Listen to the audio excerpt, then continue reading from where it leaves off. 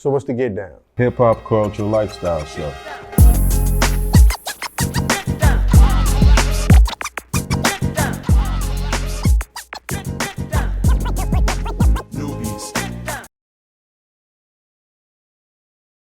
The thing is, I mean, it's just a generational thing. They're not making the music for us.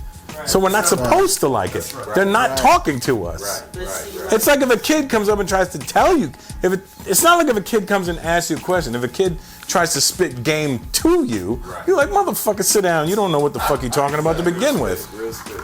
Somebody said to me, two artists. One was like, they were saying that Kanye's God and that he's the greatest to do it. I said, you out of your fucking mind. Kanye's the greatest to ever do it. And the same thing with, here's the thing. I love this kid. He's LSD. I love Kendrick. Yes. I love that motherfucker. Nigga. Matter of fact, that motherfucker owe me $2.72. It's all good. I let it ride though. I'm gonna collect it for you. I'm going to collect that shit for you. That motherfucker, man. I don't want to have to hurt nobody's feelings, man. Hey, we doing this shit right now. Oh, that's going on up in this bitch, man. Let them know, Ben. Shit. I'm letting them know. Hey, Foxx, I gotta let these niggas know, nigga. Hey, man, don't let them know, man. Ain't necessary, man. Hey, God damn. You got the pork chops and shit. That's what I'm saying. Hey, them pork chops are so. Those pork chops are so thick. Muslims avoiding you. What up, Foxx? Hey, Russ. I was watching you today when you was in Australia. Oh shit, that's 8 years ago now. And you were doing the wordplay. It was supposed to. You said those names sound great In English or in their language. Yeah. The translation sounds. Hey, you know this cat, Lord Finesse? Salute, big man. What's going on? Man, I can't call it, man. Hey, I got a throwback for you. You ready? Yeah. Come here, cuz. I got a throwback. I'm gonna show you a throwback real quick. What up, Foxx? Get the. What up, boy?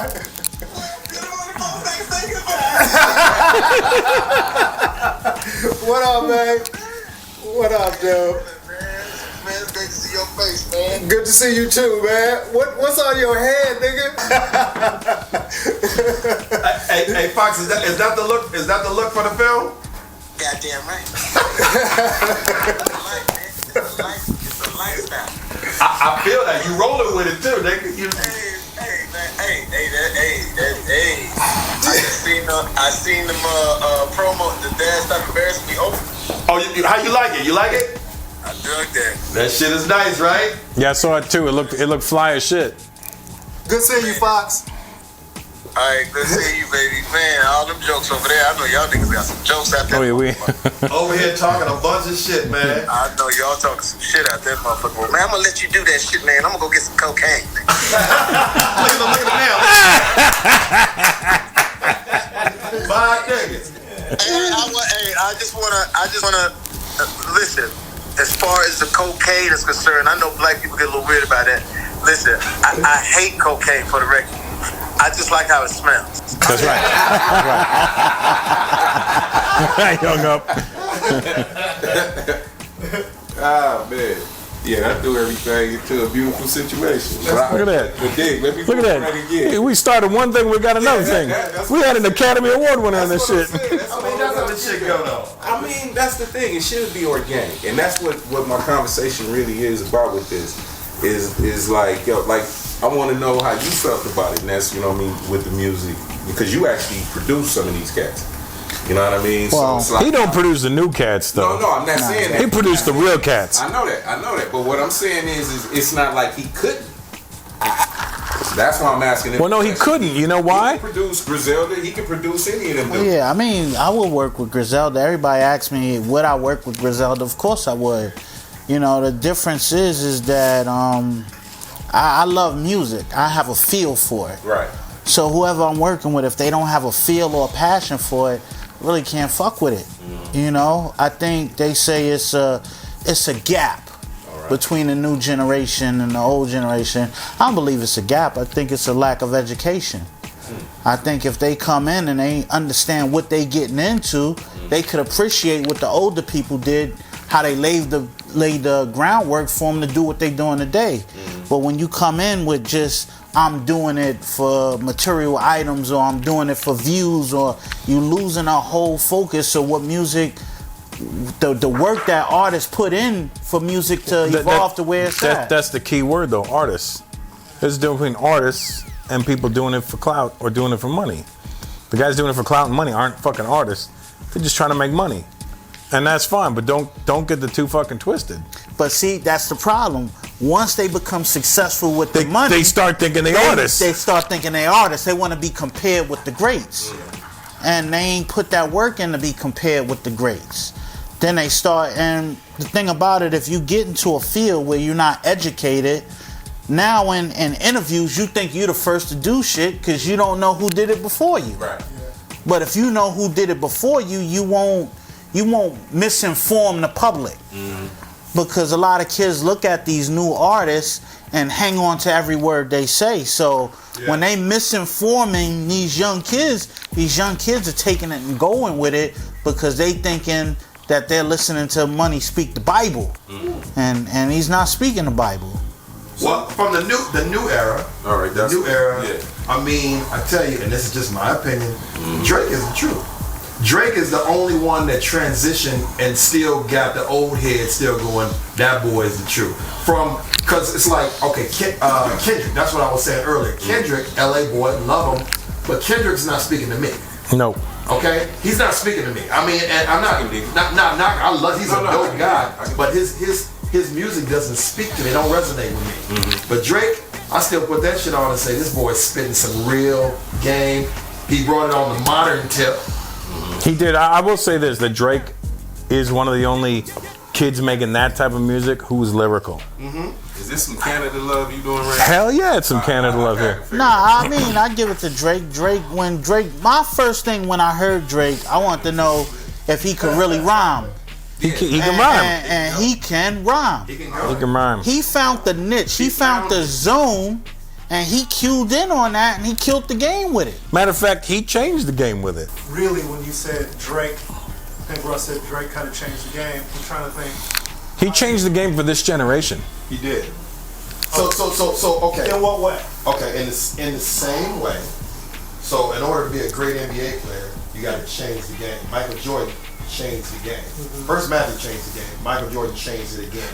Kobe changed the game. LeBron's changed it again. Same thing. So Drake still got the soul of the old school, where the way he's flipping it, and he's still melodical and the whole 9 yards with a dope beat underneath it. He's adding a little singing to it, whatever it is, but he's still got the masses on something that all generations can relate to. And then Drake would bring in the more underground guys, underground in that genre. Yeah. He gave Future, whoever they claim is the guy that created that style, YG or whatever fucking young this or little that, whatever fucking dumb name they got. Drake is the guy that put them on these hit records with them so that people knew who they were, and then those guys' career fucking leapfrogged out of there. Yeah. He was literally the conduit that connected everything. The babies, I don't get the babies. But see, I don't get little baby. I don't get the baby. I like baby face. I like baby face though. But the baby can flow. Can he? I mean, Kenny. I don't know. So, If you listen to him, question. No, Rakim could flow. yes, but the baby got he has some nice. Can he flow? So, do flowing has anything to do with lyricism, or it's just a word pattern? I think the baby has lyrics also. Because nowadays I hear a lot of people flowing and they flipping words, but They're not saying it's not connecting. It doesn't add up. Intellectually, it ain't really doing nothing. Yeah.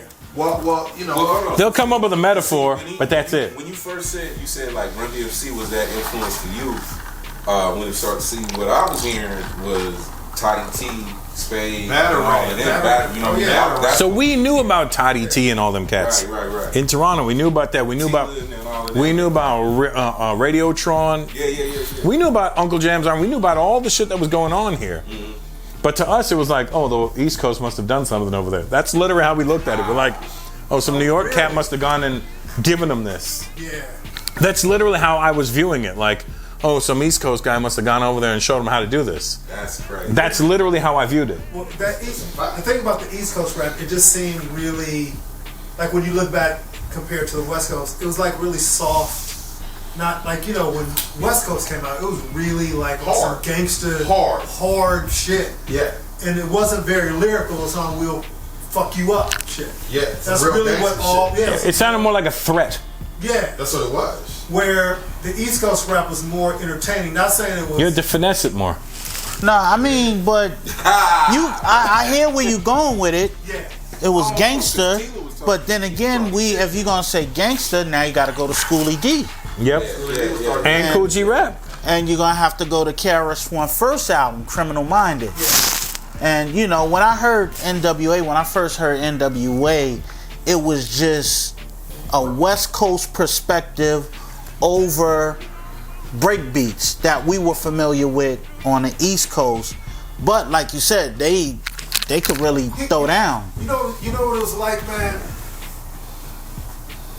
West Coast rap, even though they weren't, it just felt like you were listening to gangbangers rap. That's what it sounded. That's what it was. You know what I mean? Yeah. But they weren't very skillful as you guys, I can't say that. I can't say that because you got to think about it. Like, yeah, Spade had his thing. His cocaine, not limit his. Yeah. So you knew what you was getting with that. But when it changed over into other cats spitting, like when they came with the whole posse and all that, a lot of them dudes had bars. You know what I mean? Like Cube and all of that with that CIA stuff. Yeah. But it was other But cats you that gotta was spitting see from an East Coast perspective, when you listening to Cool G Rap and Kane and Rakim, if other artists ain't up on that echelon, we just kind of totally dismissed that. But see, You for had us, to do something that cut Ren that. and all of that. That's how we was looking at it. That's how we were looking at it. Ren, you know what I'm saying? I like Ren. Ren was my favorite. was on one, you know what I mean? You couldn't tell us nothing with that. And then the Bay was doing what they was doing. Yeah, well, but you know what I mean? the point Think about it. was- Too Short inspired the world to say, bitch. Yeah, you mentioned Too Short. Yes, sir. Too Short was a cat in the hat type rapper. That's what they used to.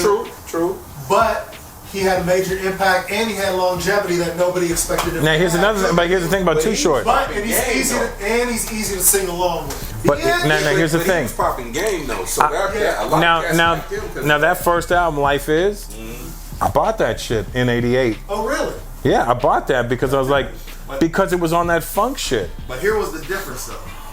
The West Coast rappers in LA was on the gangster shit. Up there they was on the pimp shit. That's what I'm saying. It was all pimping. And that's what 40's on. 40's still on that pimping shit. He's the one that's keeping that alive, right? Even though he's flipping it a little different, but he's still on that pimping shit. The pimping and the gangster shit on the East Coast, it was like, we're trying to get our people out of this shit, and you motherfuckers are dragging us back to it. That's how it was viewed at. Like Melly Mel, when he did the message, it was to let you know I want to get the fuck out of this ghetto shit. And then the younger generation came, no, the ghetto is the promised land. And then we're like, no, you stupid motherfucker. That's what they want you to believe. What you want to do is get the fuck out of it. Strive for better. And then these cats are like, nah, player, I like it. You're like, you stupid motherfucker. No, here's the thing. They was playing their music for the niggas in the hood. That's what it was all about. True. They was making their music for the people that's in the hood so they can ride to something. Yeah, that's what it was all but that's about. what the East Coast was doing too. They were making music for the people in the hood, but to uplift them, to like get them out the hood. And these guys were like trying to bury them back in there. Like, nah, this is good. You're like, the joints that he named off, that Criminal Minded, that he ain't talking about uplifting nothing. Hey, can I mention another artist that He was dropping some jewels on that album though. he was speaking about poetry. Even if you listen to the whole thing he said, because girls look so good, but they brain ain't ready. Right. I don't know. That shit works today. I'd rather talk to a woman Because her mind is so steady. So here we go. But now here's the problem: is that you got guys like me who are very closed-minded, which I'm aware of. It's not that and when I say these things, it doesn't mean I'm right. It just means I'm aware that I'm closed-minded, and I'm a purist. I mean, when Hammer came out, we looked at it as more. We looked at Hammer as more as entertainment. I think when the gripe came in is when you start comparing Hammer to the lyrical and that's when it's like, nah, y'all tripping. Because, I mean, the industry has a problem with doing that. If you become popular, they want to compare it to, like, the blueprint of lyricism and all that, and they want to kind of match them, and it's like, no. Like, so, if this was in our era, this stuff that ain't lyrical, we would be shunning that. No, right. We would give it a place, but we would not let you compare it to no artist. So let me ask you this, man. So that's always been the thing between East Coast and West Coast when it came to lyricism. It seems like the East Coast really hung their hat on just because they had the dopest MCs with the best wordplay and metaphors and all that. But I think that's based on opinion though, because this dude's over here that can't stand the East Coast. Of course. Right, but also here's now. the point that I want to make though. Who determines what great lyricism is? Because some people, if you compare Pac and Biggie, I'm more of a Biggie guy. If you can make music as an artist that influence people all over the world, Yeah. that's real, you'll live forever. But the point is that they're going to make here on the West Coast and people who love Pac, it's those lyrics that made people want to fight for him and make the point that they think he's the best of all time. But that being said, he wasn't even a West Coast artist. He was from fucking Maryland. Yeah, but he's a West Coast artist. Yeah, but No, he got recognized as a West Coast artist, but he started rapping and fucking all that shit in the Bronx, and he's from New York, he's from Maryland, he's not even from out here. Well, but he came out here and decided this is where he's gonna plant his fucking feet in, but he started with Digital Underground, which we did not mention them. They were revolutionary. And they certainly were. And Foxx started doing his thing with them, and that's where he came to significance. But so he was definitely doing the West Coast thing, and then he got with Death Row. That was straight West Coast. That was straight gangster West Coast shit, and that's what it was. But here's somebody we haven't mentioned, and you can't really mention hip hop without mentioning this artist. He's not from the East or the West, but you got to bring in Eminem. Eminem's ass. Here we go. Hey, listen, I know people that like, why you going with the white boy? Why Listen, hip hop? That motherfucker can rip. Yeah, Listen, to negate Eminem for being white is like negating a woman for not being a good comic. If she's a comic, she's a comic. It doesn't matter about the gender. I agree. And when if an MC can spit, it doesn't. Look at Serge. Serge had some fucking lyrics, dude. Serge spit some shit. Milkbone was dope, for fuck's sake. About him though, it's kind of like, well, I don't want to date that, but like with the conversation that's going on about it, you know what I mean? I see it a couple of different ways because it's real. Because I was asking some DJs, remember we were talking about it, you know what I mean? Cats ain't tapping in at the club talking about, yo, play that such Eminem record. No, see, Eminem. Here's the beautiful thing about Eminem. Eminem is the record you listen to in your car. Mm-hmm. That's the shit that gets you in a zone. Mm-hmm. It's not the shit you want to party to. Mm-hmm. That's a different style. I mean, now let's just break this down this way. Rock and roll ended up in the exact same position hip hop is in. It started off as rock and roll, then you started to get hard rock with Led Zeppelin, and then you got metal with Black Sabbath, and then in the '80s, and then you had Kiss, who was like somewhere between rock and roll and metal, and then they were glam rock, and then you had the '80s hair band metal, but then you had the dark metal like the Slayer and the Metallica. It is exactly the same splintering effect that's happening in hip hop. So you got guys that are like, I like death metal. Do you like this? No, that shit is whack. And you're like, no, because they want something different. They want something harder. They want something that's speaking to their inner anger or whatever it is. You know, people will say Bon Jovi was whack, but Bon Jovi sold fucking millions and millions of records. So it's the same shit. I mean, that doesn't mean that shit. Just means now there's a niche for everybody. Right. And so if it doesn't speak to your niche, you're gonna be like, fuck that shit. That's what I'm saying. That takes me all the way back to Drake. There's only two artists like that really I listen to and I go, I like what they talking about. Drake's talking shit, and I like that other boy from the East Coast, J. Cole. He's from North Carolina. Oh, he's from Carolina? North Carolina. So edit that.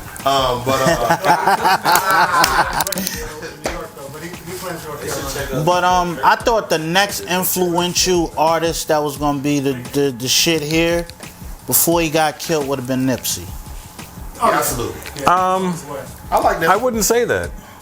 No, because I liked Nipsey when I first moved out here 15 years ago. I would listen to Nipsey on these mixtapes. I was like, yo, this kid's dope. But that was on some hip hop shit. And then I met him one time and I didn't realize how fucking gangster the kid was. I met him through RZA and he was a really nice kid, but he was like real serious. And I was like, all right. But And I was that's why I say. But then he didn't really. He blew up because he died. I don't think he was about to blow up. No. He was on his way up, not just because of the music, because all the elements around him and what he was bringing together. No. On a community level, yeah, I understood it. But I don't honestly. It goes hand in hand. It does, but I don't think if he didn't got killed, he wouldn't have got the respect for all the shit he was doing in the community. You know what? It's funny that you're saying that because that's the conversation in Whack 100 was having. And I got uptight about that when he was saying all of that. That doesn't mean Nipsey wasn't doing good or wasn't dope. What I'm saying is, like Biggie said, you're nobody till somebody kills you. But he was finding his zone. Sometimes as an artist, you have to, you'll start off not understanding where you want to go. But once you fall into it, then everything evolves around that. You know, and that's how I look at artists. I mean, when I first started, I just want to be the best MC. I don't care. I'll go to boroughs, I'll go to another city, whatever I got to do to smack around any MC, that's what I wanted to do. But then when I got into the game, the industry, I had to learn how to transition and start trying to make records. Nobody told me about 16 bars. If you listening to my fucking earlier shit, fucking a verse might have been 60 bars. Nobody told me I could have broke that fucking 60 bars into 20, and that's the fucking song. And even now, they don't do 5-minute songs. Try to do 2-minute songs, 2 verses. Ain't nobody got this attention span no more. So if I had to break down all my other shit, I probably would have been on 7 albums right now if I would have took it and budgeted the verses. You know, so it depends on how you look at it when you comparing the new era and the old era. It's so many different ways to look at it. He's from a crew that is all elite MCs. So that's my thing. Like if you were to compare his shit to comedy, his crew was Chappelle, Rock, Burr, Carlin, Pryor. It is the elite of the elite. I got you. So with that being said, how and you're saying that the youngins, it's not like you saying they whack, but you're not saying that, you know what I mean, and you're saying that they have a place. Oh my God. But how does that fit in hip hop, like overall? Or are we just saying, you know, rapping and it's a bunch of different splinters? I couldn't really answer that question honestly, because the way a lot of these artists are getting in, they ain't getting in from being special, they're getting in from views. They're getting in from a whole nother angle. They ain't getting something in. that has nothing to do with music. It's the same thing happening in comedy too, though. Yeah, there's people getting specials because they have a big fucking social media following. That doesn't mean they're good. Look at Jake Paul and Logan Paul. They're getting millions and millions of dollars to fucking Logan Paul's fighting Floyd Mayweather because he's a YouTube star, not because he's the best fucking boxer out there. You see what I'm saying? That's the world we're living in. The loudest barking dog is going to get the attention now, whereas before, shut the fuck up and wait your turn. I'm on that brainwash, full rollout, anonymous. Underplayed or overplayed, strategic, I promise. More dope brings more Negroes. Watch them heroes, pro lethal. Dream killers feast on people. Nubians in need, mine on the hunt. Paul Bear sharp through with gates and piston bumps. No excuses, that's a sin. Back to the begin. Muscle memory, pseudo respect and revenge. Plays blindfolded, a bucket list with interest. Forgiveness, the shadows and mirrors who handle business. Legacy, all grind, no guest list. Land in jurisdiction, make your bread prejudice. For the purists and the tourists, Q sticky for ghetto jurors. Swing high, swing low, you forgot that we do this. Bank selection, smooth DR vibe. Underground icon.